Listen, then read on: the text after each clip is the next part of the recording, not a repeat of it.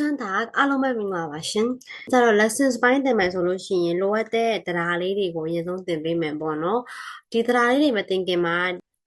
ဒီချက်အနေနဲ့တခုလားမေတ္တာရက်ခံစရာလေးရှိတယ်ပေါ့နော်။မြန်မာနိုင်ငံမှာအင်တာနက်လိုင်းတွေမကောင်းတာကြောင့်မို့လို့အများတမ်းမကြည့်နိုင်ဘူးဆိုတာနားလည်ပါတယ်။ဒါပေမဲ့နှစ်ဦးနှစ်ဖက်အဆင်ပြေအောင်လို့ပေါ့နော်။ပထမဆုံးတစ်ခေါက်ကိုဗီဒီယိုကို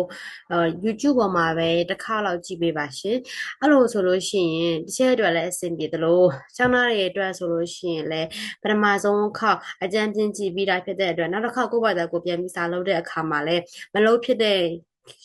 လို့ရှိရင်တောင်မှတစ်ခေါက်ကြည့်ပြီးတာဆိုတော့ခေါင်းထဲမှာစာအခါနဲ့မှတ်မိသွားတယ်ပေါ့နော်တစ်ချက်အတွက်ကြတော့လည်း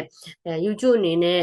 ဒီလိုမျိုးဗီဒီယိုကိုအဆုံးထိကြည့်ပေးတဲ့အတွက်တခြားလိုအပ်တဲ့တွေစီကိုရအောင်ပို့ပေးတယ်ပေါ့နော်ခုတိကျဗီဒီယိုတွေမှာကြတော့လူတွေကိုထပ်ပြီးမပို့အောင်လို့ algorithm ကပိတ်ထားသလိုဖြစ်နေတယ်ဘာလို့လဲဆိုတော့10မိနစ်လောက်ပဲကြည့်ပြီးတော့ဗီဒီယိုတွေကိုကိုယ့်ဘာသာကိုပဲ offline နဲ့ကြည့်ကြတာဆိုတော့ကြတော့လေအကြောင်းမလို့အဲ့ဒါလေးကိုမေတ္တာရက်ခံခြင်းနဲ့ပေါ့နော်တကယ်လို့လုံးဝအဆင်မပြေတဲ့လူအနေနဲ့ဆိုလို့ရှိရင်တော့မတတ်နိုင်ဘူးပေါ့နော်နည်းနည်းအဆင်ပြေတဲ့ wifi လေးပါလေရှိတဲ့လူတွေအတွက်ဆိုလို့ရှိရင်တော့ဒီချိန်မေတ္တာရက်ခံခြင်းပါတယ်လို့အဲ့ဒါလေးကိုကူညီပေးပါအောင်ပေါ့နော်အဲ့ဒါဆိုလို့ရှိရင်အခု grammar လေးကိုစကြည့်ရအောင်ဒီစာအုပ်နဲ့အရင်ဆုံးသင်မယ်ပေါ့နော်ဒါက RI ရဲ့ grammatic equivalent right aber hello လို့ခေါ်တဲ့စာအုပ်နာမည်လေးကဒီစာအုပ်လေးကို line ပေါ်မှာ download ဆွဲလို့ရပါတယ် verb conjugation သင်မှာဖြစ်ပါတယ်ဒါလေးကြည့်လိုက်ရအောင် lernen ဆိုတာကလေ့လာသည် schreiben ဆိုတာကစာရေးသည်ကြတော့ဒီပုံစံလေးတွေကဒါက तू ကဒါက do ပေါ့ဒါက each ပေါ့ဒါက do ဆိုတာဒါကခမည်းပေါ့နော်ဒါကငါပေါ့နော်လို့ပုံစံနဲ့ရေးပေးထားတာဒီမှာဆိုလို့ရှိရင်ကြည့်ရအောင်ဒါက persona pronomen personal pronoun တွေဖြစ်တယ်ဒါက undum ဆိုတာကအဆုံးသတ်စကားလုံးတွေဖြစ်တယ် undum ဆိုတာကအဆုံးသတ်စကားလုံး a က each ဆိုလို့ရှိရင် subject each ဆိုလို့ရှိရင် verb ရဲ့ undum အဆုံးသတ်က a ဖြစ်ရမယ် subject က do သင်သည်ခမားသည်မင်းသည်ဆိုလို့ရှိရင် verb ရဲ့ undum က st ဖြစ်ရမယ်နောက်တစ်ခု subject က Carolina ဒါကြတော့ a တို့ s ဆိုဒီမှာ Carol က a Lina က z ဒီမှာ s ကိုဖျောက်ထားတယ်အတူတူပဲ azs ကအတူတူပဲသုံးပုံကသူတို့ဆိုလို့ရှိရင် verb ရဲ့ undum က t ဖြစ်ရမယ် via ဆိုလို့ရှိရင် verb ရဲ့ undum က an er ဆိုလို့ရှိရင်သင်တို့သည်ဆိုလို့ရှိရင် verb undum က t ကြတော့ asc နဲ့ er ရဲ့ verb undum ကသွားပြီးတော့တူမယ်နောက်တစ်ခု Lina on Carlos ဒါသူတို့ဒီဆိုတဲ့ပုံစံမျိုးနဲ့ပြောလိုက်တာဆိုတော့ကြတော့ an ဖြစ်မယ် via နဲ့ an နဲ့ကတူမယ် via anနောက်ပြလို့ရှိရင်ဒါက z an တူမယ် azs နဲ့ er နဲ့ကသွားပြီးတော့တူမယ် each နဲ့တူတာတက်မှတ်မယ်ဒါကပြောင်းပုံလေးတွေဖြစ်တယ်အဲ့ဒီက formula လေးကိုဒီမှာလာပြီးသုံးချကြည့်ရအောင် each ငါက lernen ဆိုတာကလေ့လာသည်ဘာလို့လဲဆိုတော့ Deutsch ဂျာမန်ဘာသာစကားကိုလေ့လာတယ်ကြတော့ each ဆိုလို့ရှိရင် undum က a ဖြစ်ရမှာမလား each ဆိုလို့ရှိရင် undum က a ဖြစ်ရမှာဆိုတော့ undum က a ဖြစ်ရမယ်ဆိုတော့ကြတော့ဒီမှာ each lernen Deutsch undum a လေးနဲ့လာပြီးတော့ဒီမှာ a လေးလာပေါင်းတယ် lernen ဆိုတဲ့ verb ကလာတာဒါကမူရင်း verb အဲ့ဒီမူရင်း verb ကို is ဆိုလို့ရှိရင်မူရင်း verb ကိုပုံဒီလိုမျိုး verb ကို conjugation ဆိုတဲ့ conjugate လုပ်မယ်ဆိုလို့ရှိရင်အရင်ဆုံးဘာဖြုတ်ရမလဲဆိုလို့ရှိရင်မူရင်း verb မှာပါတယ် an ကိုအရင်ဆုံးဖြုတ်မူရင်း verb မှာပါတယ် an ကိုအရင်ဆုံးဖြုတ်ပြီးလို့ရှိရင် e ဆိုရင် a ကတ်မယ် do ဆိုရင် s ထေခတ်မယ် an ကိုဖြုတ်လိုက်တော့ဘာကြံလဲ lan ဆိုတဲ့ learn မဲ့ကြံတယ်မဟုတ်လား learn lernen ဆိုတဲ့ verb က lan မဲ့ကြံတယ် lan မှာ e ဆိုတော့ a ကတ်လိုက်တယ် do ဆိုတော့ s ထေခတ်လိုက်တယ် a z နောက်မှ s လည်းအတူတူပါတယ် azs s လည်းအတူတူပဲဒီထဲမှာပဲဒါပေမဲ့ဒီထဲမှာ तू ကရေးမထားတာပဲရှိတာ ပြောင်းတဲ့ပုံစံက AZS ကအတူတူပဲ S ကလည်းထေပေါင်းမယ် AZS အကုန်လုံးကဒီကြံခဲ့တဲ့ဟာလေးမှာဒီကြံခဲ့တဲ့ကောင်လေးကိုဘာပေါင်းမလဲထေပေါင်းမယ်ထေပေါင်းမယ်အဲ့ဒါပြီးလို့ရှိရင် Carlos on E ဆိုတော့ via ငါတို့အနေနဲ့ပြောမယ်ဆိုလို့ရှိရင်ကြံခဲ့တဲ့ကောင်လေးကိုဘာပေါင်းလဲ AN ပေါင်းလိုက်တယ်ဒီမှာ AN လေးပေါင်းလိုက်တယ်ဒါဆိုလို့ရှိရင်သူတို့တီပြောချင်လို့ရှိရင်ကြံခဲ့တဲ့ LAAN ကိုဘာပေါင်းလိုက်လဲဆိုလို့ရှိရင်ဒီမှာ LAAN ကိုဘာပေါင်းလိုက်လဲဆိုလို့ရှိရင် ER ဆိုတော့ကြတော့ထေပေါင်းလိုက်တယ်နောက်တစ်ခု Z ဆိုတဲ့သူတို့ဒီဆိုလို့ရှိရင်သူတို့ဒီမမဟုတ်လို့ရှိရင်သင်ဒီ formal ဆိုလို့ရှိရင်လေ AN ပဲပေါင်းလိုက်ပါတယ်တဲ့ဒါကရပြီเนาะအဲ့ဒါဆိုလို့ရှိရင်ဒီမှာ AN ပေါင်းတယ်ကြတော့တစ်ခေါက်ပြန်ပြောပြပေးမယ်ဒါက formula ဒါကိုမဖြစ်မနေကြက်ထားမှာဖြစ်တယ် formula ကိုမဖြစ်မနေကြက်ရမှာဖြစ်တယ်အဲ့ဒါပြီးလို့ရှိရင်ဒီ formula ကိုကြက်ပြီးသွားပြီဆိုလို့ရှိရင်ဘာလုပ်ရမလဲမူရင်း buff ကိုကြက်ရမယ်မူရင်း buff ကိုကြက်မယ်ဆိုလို့ရှိရင်မူရင်း buff ကိုအကုန်လုံးကိုလျာနန်း stripe မူရင်း buff တိုင်းကြက်မယ်ပြီးလို့ရှိရင် buff conjugate လုပ်တယ်ဆိုတာက subject နဲ့ပေါင်းတော့မယ် buff ကိုတွဲသုံးရတော့မယ်ဆိုလို့ရှိရင်ဘာလုပ်မလဲမူရင်း buff မှာပါတဲ့ an ကိုဖြုတ်ပြီးလို့ရှိရင်ကိုကြက်ထားတဲ့ formula နဲ့လာပါအဲ့ဒါဆိုလို့ရှိရင်ဒါက buff conjugation ဒါလေးရမယ်ပေါ့နော် buff conjugation ဒါလေးရမယ်ဒါက e ဆိုလို့ရှိရင် a ပေါင်းမယ် do ဆိုရင် s ထေ asc ထေ via an er ထေပြီးလို့ရှိရင် z လို့ကြက်လိုက်ရမယ်တစ်ခုစီကကြတော့သူတို့ဆိုတဲ့သဘောမျိုးပြောပြီးတော့နောက်တစ်ခုစီကကြတော့ formal u ကိုပြောတဲ့အတွက် zz an အဲ့ဒါလေးကိုအမြဲတမ်းကြက်ထားမှရပါမယ်ဒါက regular buff တွေရဲ့ပုံမှန် buff တွေရဲ့ conjugation buff conjugation လို့ခေါ်တယ်ပုံမှန် buff တွေရဲ့ပြောင်းလဲခြင်းတွေပေါ့နော်ပုံမှန်မှန်တဲ့ buff တွေနောက်ပြီးကျရင်ဆက်လာမယ်ဒါကပုံမှန် buff တွေရဲ့ပြောင်းလဲခြင်းတွေကြတော့နမူနာလေးတွေကြည့်ရအောင်ဒီမှာဆိုလို့ရှိရင် command ဆိုတဲ့ buff ကိုပေးထားတယ် command ဆိုတဲ့ buff ကိုပေးထားတယ်ဘယ်လိုမျိုးဆက်ရေးကြမလဲဆိုပြီးတော့သူကနေပြီးတော့ဒါကဥပမာလေးတွေစာကြောင်းလေးတွေကိုကိုလှုပ်စေချင်တာပေါ့နော်ဥပမာစာကြောင်းလေးတွေနဲ့ကိုရေးစေချင်တာမို့လို့ဒီလိုမျိုးပေးထားတာဖြစ်တယ်မာရီယာဆိုတော့ဒီချက်ကဒါကိုတစ်ခုလောက်လုပ်ပြမယ်ကျွန်တော်ကိုယ့်အကူလုပ်ခဲ့ပါဘာလို့လဲဆိုလို့ရှိရင်ဒါလေးတွေကကိုယ့်အကူလုံးမတတ်မှာမလို့ပေါ့နော်ဒါကဒီ formula ကိုကြက်ပြီးလို့ရမှာ command ဆိုလို့ရှိရင်ဘာတွေရှိမလဲဆိုလို့ရှိရင်သူ့ရဲ့မူရင်း buff ကိုရေးရအောင်ဒါကမူရင်း buff each ဆိုတော့ဘာဖြစ်မလဲ command e ဆိုတော့ e ဖြစ်သွားတယ်เนาะ command နောက်တစ်ခု do ဆိုတော့ဘာဖြစ်မလဲ an ကိုဖြုတ်တော့ command ကျန်မယ် do ဆိုတော့ s ထေပေါင်းလိုက်မယ်နောက်တစ်ခု asc ဘာပေါင်းမလဲan ကိုဖြုတ်ထေပေါင်းမယ်မလားဒါတော့ command ကျန်မယ်အဲ့ဒါကို an ဖြုတ်ပြီးတော့ထေပေါင်းလိုက်တယ် asc ဖောင်ဖြစ်သွားတယ်နောက်တစ်ခု via ဆိုလို့ရှိရင် command ကိုဘာပေါင်း an ပေါင်းနောက်တစ်ခု er ဆိုလို့ရှိရင် command ကိုဘာပေါင်း command ကို er ဆိုတော့ထေပေါင်းနောက်တစ်ခု z ဖောင်2မျိုးဆိုလို့ရှိရင်ဘာပေါင်း command ကို an ပေါင်းဒါကဒီပေါ်ကအတိုင်းလေးရေးပြထားတာဖြစ်တယ်ဒီ formula လေးနဲ့ရေးပြထားတာဖြစ်တယ်ဒီမှာ formula လေးနဲ့တွဲကြည့်လို့ရတယ်ဒါကမူရင်း buff ဒါက each file ဒါက do file ဒါက com ဆိုတဲ့ er asc file asc နဲ့ er နဲ့တူတယ်ပြီးလို့ရှိရင် via command ပြီးလို့ရှိရင် er file ကကြတော့ compt ဒါကိုဘယ်လိုမျိုးပုံစံနဲ့ကြည့်ရမလဲဆိုလို့ရှိရင်တခါတည်း buff တစ်လုံးကိုကြက်တာနဲ့ဂျာမန်မှာ buff တစ်လုံးကို command လို့ပဲကြက်လို့မရဘူး buff ချက်နည်းကဘယ်လိုလဲဆိုလို့ရှိရင် command ဆိုတဲ့မူရင်း buff ကိုအရင်ကြက်လာသည်အဲ့တော့မှနောက်တစ်ထပ်ကြက်ရမယ် each command to const as const via command er const zz command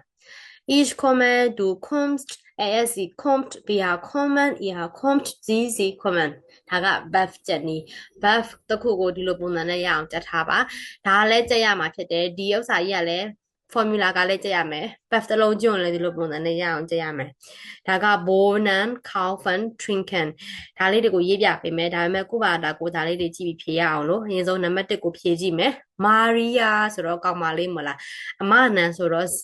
ဆိုတော့ဘာနဲ့သွားမလဲဒီမှာမှာကျတော့ z ဖောင်ဆိုလို့ရှိရင် compt မလား Z ဖောင်ဆိုတော့ compt ဆိုတော့ဒီမှာ Maria ဆိုတော့ဒီမှာ compt Maria ကလာတယ် Carlos ဆိုတော့ကြလဲ Carlos ကဒီမှာပါလဲ A မလား A ဆိုတော့ဘာနဲ့သွားလဲ ASZ က compt ကျတော့ ASZ ဆိုတော့ Carlos ဆိုတော့ compt ထေလေးပဲထည့်တာမှတရှိမှာ com လို့ရေးထားပြရဆိုတော့ ish ဆိုရင်ဘာရမှာလဲ come လို့ရေးရမှာမလား come ဆိုတော့ဒီမှာက A ထည့်ပြလိုက်မယ် out ဒါတော့ကိုလာတဲ့နိုင်ငံပေါ့နော်ကိုနေတဲ့နိုင်ငံကိုရေးလိုက်ရုံပဲ each comment out မြန်မာအဲ့လိုမျိုးရေးလိုက်ရုံပဲ car and eva ဆိုတော့သူတို့မလားသူတို့ဆိုလို့ရှိရင်ဘာနဲ့ရေးရမလဲ command ဆိုတော့ an ဖြစ်သွားမယ်နော် command ဆိုတော့ an ဖြစ်သွားမယ်ဒါကဒီလို verb တစ်လုံးကို subject တွေပြောင်းလို့ရှိရင် verb ပုံစံတွေပြောင်းနေဆိုတာမဖြစ်မနေ must know အနေနဲ့အခြေခံမှာသိရမယ့်ချက်ပါဒါကြတော့ kaufen ဝယ်ဒီတော့ KAUFAN kaufen ဒါကမူရင်း verb ကြီးအဲ့ kaufen ကိုကနေပြီးတော့ conjugation လုပ်မယ် KAUF an ဆိုတော့ kaufen ဆိုတော့ an ကိုပြောလိုက်တော့ KAUF လို့ကျန်တာမလားဟုတ်ပြီအဲ့ကျန်တာလေးကိုဆက်ပေါင်းရအောင် e ဆိုတော့ဘာနဲ့ပေါင်း a kaufe do ဆိုတော့ KAUF ကို st ပေါင်းလိုက်နောက် ASC ဆိုတော့ KAUF ကျန်တဲ့ဟာကို ASC ဆိုတော့ T ပေါင်းလိုက်နောက်တစ်ခု VR ဆိုတော့ KAUFAN ပေါင်းလိုက်မယ် ER ဆိုတော့ T ပေါင်းမယ် KAUF T count ဒါဆို ER ဖြစ်သွားမယ်နောက်တစ်ခုZZ ဆိုတဲ့ ဖောင်ကြတော့ KAUFAN ဖြစ်သွားမယ် Z ဖောင်ဆိုတော့ AN ပေါင်းလိုက်တယ်ဆိုတော့ဒီမှာပြန်ကြည့်လိုက်ဒီပုံစံလေးကိုဒါလေးနဲ့တွဲကြည့်လိုက်လို့ရတယ်ဒီမှာဆိုလို့ရှိရင်တွဲကြည့်လို့ရတယ် E ဆိုလို့ရှိရင်ဘာနဲ့သွား A ပါမူရင်း buff ကိုဟောက်ဖက်မှာရှိတဲ့ AN ကိုဖြုတ်မူရင်း buff မှာရှိတဲ့မူရင်း buff မှာရှိတဲ့အရာကိုဖြုတ်နောက်ဆုံး AN ကိုဖြုတ်ဒါလေးကိုဖြုတ်ကျန်တဲ့ calf လေးကိုဘာလေးနဲ့ပေါင်းဒီမှာတို့လို့ရှိရင် calf လေးပဲကျန်တဲ့ဟာကို A ပေါင်း calf လေးပဲကျန်တာကို ST ပေါင်းဒီမှာ calf လေးပဲကျန်တာမလားအဲ့ calf လေးပဲကျန်တာကို ASC ဆိုတော့ T ပေါင်းဒီမှာ calf လေးပဲကျန်တယ် VR ဆိုတော့ AN ပေါင်း calf လေးပဲကျန်တယ် ER ဆိုတော့ T ပေါင်း calf လေးပဲကျန်တဲ့ buff ကိုဒီမှာ ZZ ဆိုတဲ့သူတို့ဒီတင်ဒီဆိုတဲ့ found ကြတော့ဘာပေါင်း AN ပေါင်းကျတော့ဒါကြက်မဲ့ပုံစံက each kaufe do kaufst AFC kauft BR kaufen ER kauft ZZ kaufen ဒါ kaufen ဆိုတဲ့ buff ပြသွားပြီ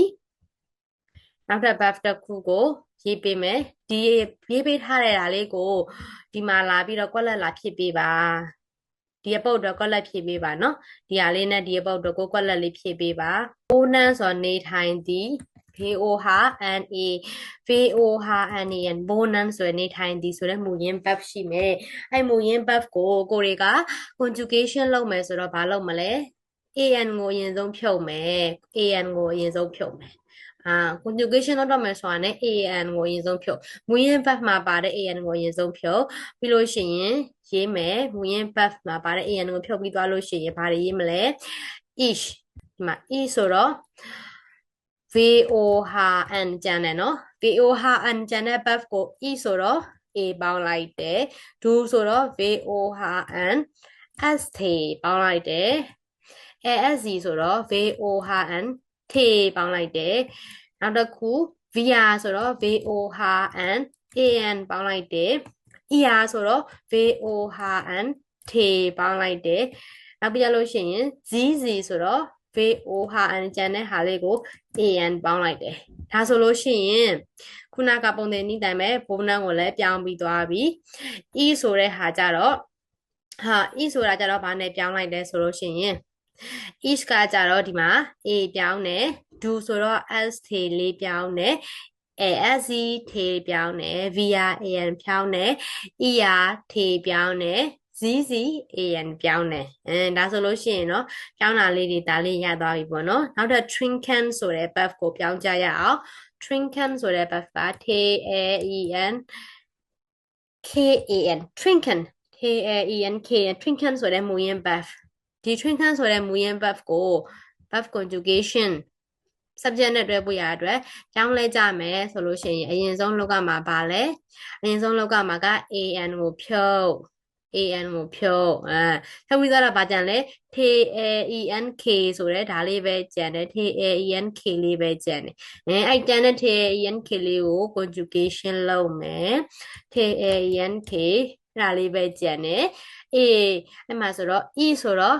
a ပေါင်းမယ် TAENK လေးပဲကြံတယ် do ဆိုတော့ st ပေါင်းမယ်နောက်တစ်ခု ASC ဆိုတော့ TAENK T ပေါင်းမယ် ASC ပြီးတော့ VR ဆိုတော့ TAENK လေးပဲကျန်တာကို AN လေးပေါင်းမယ် VR ပြီးရင် ER TAENK လေးကိုဘာပေါင်းမယ် ER ဆိုတော့ T ပေါင်းမယ်နောက်တစ်ခု ZZ ဆိုတော့ TAENK ကျန်တဲ့နေရာကို AN ပေါင်းမယ်ဒါဆိုလို့ရှိရင် trinket ရဲ့ verb conjugation လေးရသွားပြီ each trinket do trinks as he trinked via trinken ear trinked ZZ trinken ရေတောက်သည် bonan ဆိုတာကနေထိုင်သည် common ဆိုတာကလာသည် kaufen ဆိုတာကဝယ်သည်အဲ့ဒါလေးတွေကအခြေခံ verb လေးတွေမဖြစ်မနေကြက်ရမှာဖြစ်ပါတယ်ဒါကကြတော့ verb လေးတွေကိုရှင်းပြပေးမယ်ပြီးလို့ရှိရင်ဒီ verb လေးတွေကိုကိုယ့်ဘာသာကို verb conjugation လုပ်ပြီးတော့ကွက်လက်လေးတွေကိုဖြည့်ကြည့်ပါဘိုးနန်းနေထိုင်သည်ဂေးယန်ဆိုတာကသွားသည်ဟျိုရန်ဆိုတာကနားထောင်သည်စတူဒီယာဆိုတာစတူဒီယာရန်ကလာတာစတူဒီယာရန်စာလေ့လာသည်ခေါဖန်ဝယ်သည် trinken တောက်သည်မာကန်ဆိုတာကပြုလုပ်သည်ခန်းနန်ဆိုတာကတိသည်လျာနန်ဆိုတာကလေ့လာသည်လေဘန်ဆိုတာကနေထိုင်သည်သူတို့တွေရဲ့မူရင်းဘတ်ဖလေးတွေကိုရေးပြပေးမယ်ဘိုးနန်းကခုနပါပြီးသားဘိုးနန်းဂေးယန်ကမူရင်းဘတ်ဟျို့ဆိုလို့ရှိရင်ဟျိုရန်ဟျို့ဆိုလို့ရှိရင်ဟျိုရန်စတူဒီယာဆိုလို့ရှိရင်စတူဒီယာရန်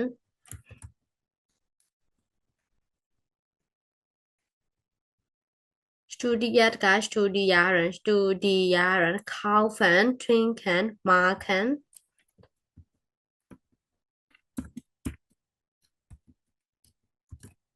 machen နောက်တစ်ခုက kennen နောက်တစ်ခုက lernen ကသိပြီးသားဒါက leben ဒါကမူရင်း buff တွေပါမူရင်း buff တွေကိုခုနကသင်ပေးထားသလိုမျိုးဒါကမာခန်းရဲ့မူရင်း buff ဒီမှာခန့်ဆိုတဲ့ဟာရဲ့မူရင်း buff နောက်တစ်ခုကဒါကလေးဘန်ဆိုတဲ့ဟာရဲ့မူရင်း buff ဒါမူရင်း buff လေးတွေကိုပါသိအောင်ကြည့်အောင်လို့ရေးပေးထားတာပါဒါပေမဲ့ကွက်လက်ထဲမှာဖြည့်ရမယ့်အရာလေးတွေကတော့သူပေးထားတဲ့ပုံစံလေးတွေအတိုင်းပဲဖြည့်ရမှာဖြစ်ပါတယ်ဒီမှာသူပေးထားတဲ့ပုံစံလေးတွေအတိုင်းပဲဖြည့်ရမှာဖြစ်ပါတယ်ဒါလေးတွေပဲဖြည့်ရမှာဖြစ်ပါတယ်ဒီ buff လေးတွေကတော့မူရင်း buff လေးတွေပါဒါလေးတွေကတော့သိအောင်ချက်ဖို့ရှာအတွက်ရေးပေးထားတာဖြစ်ပါတယ်နောက်တစ်ခုဆက်ကြည့်ရအောင်မူရင်းဒါကလွယ်ကူတဲ့ပုံမှန်ပြောင်းနည်းလေးတွေဖြစ်ပါတယ်ဒီမှာလည်းအင်စာနောက်တစ်ခုရှိပါတယ် kaufen ဝယ်သည်ဒီလိုမျိုးလေးတွေပြောင်းတယ်ဘယ်လိုပုံစံလဲလီနာက kauft ဝယ်တယ်ခိုလာundo လီနာကခိုလာကိုဝယ်တယ် undo ဆိုမင်းရရောဆိုတာကမင်းရရောဘာဝယ်ရလဲလို့ရှိမေးပဲနဲ့undo မင်းရရောလို့မေးလိုက်တာကျတော့ ich kaufe ငါဝယ်တယ် saft ငါကတော့အချိုရည်ဝယ်တယ် saft ဆိုတာကအချိုရည်တရား saft ဒီမှာဒီ meaning တွေခုနပါပြီးသားအကုန်လုံးကသိပြီးသားတွေအဲ့ဒီ meaning လေးတွေကိုဒီမှာကြည့်ကြည့်ရအောင် Hartem kom aus Kario